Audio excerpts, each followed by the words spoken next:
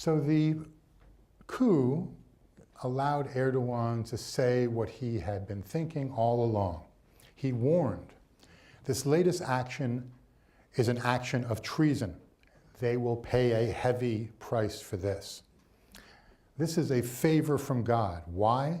Because it will allow us to purge the armed forces, which need to be completely cleansed. Well, the coup gave license to Erdoğan to release his inner Stalin.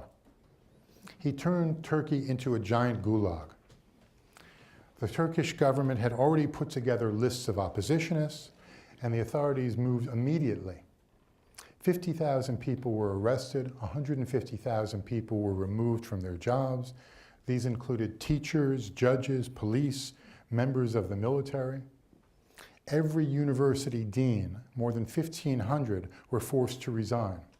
And 15,000 educators, especially those in the Kurdish areas of southeastern Turkey, were suspended.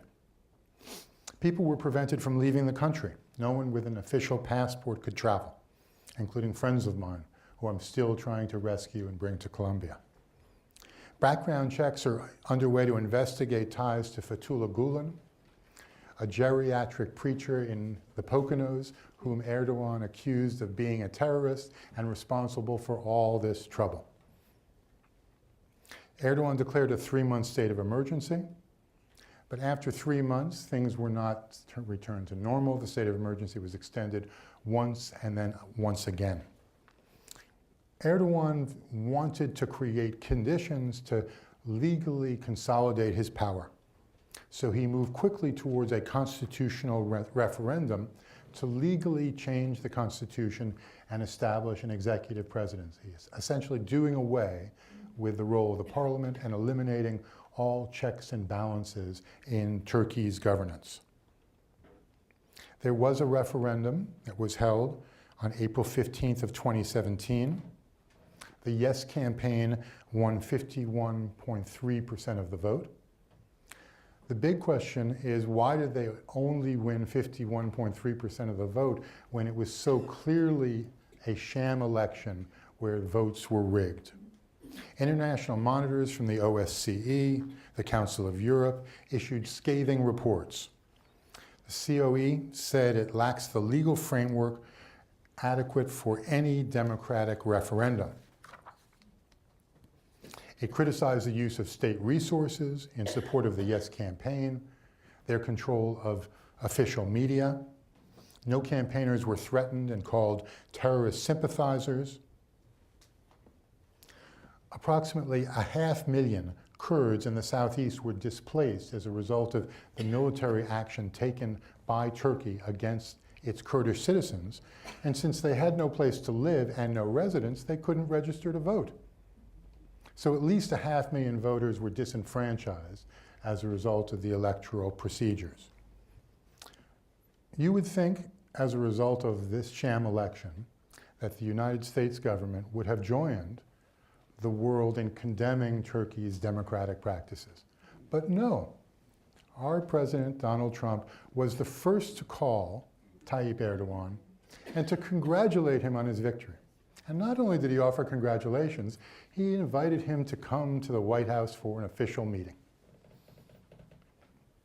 Well, he came on May 17th, and in a meeting that only lasted 23 minutes, Erdoğan drew some red lines and made some demands of President Trump.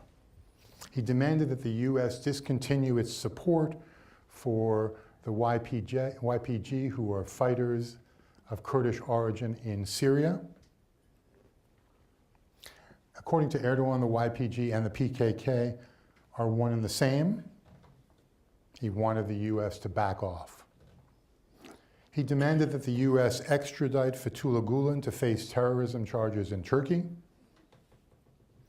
Erdoğan also asked that the charges be dropped against Reza Zarrab, and I'm sure he told Donald Trump that there's a seat in the presidential plane for my good friend Reza if you allow him to come back with me.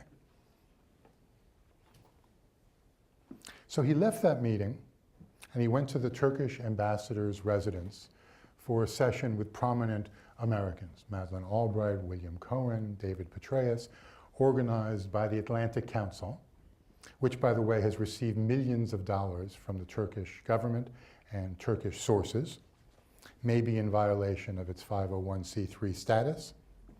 And as Erdoğan pulled up to the ambassador's residence, there was a small group of Yazidi women and Kurds and Armenians protesting outside. Erdoğan's personal security was given an order by Erdoğan to charge the demonstrators, and they were badly beaten.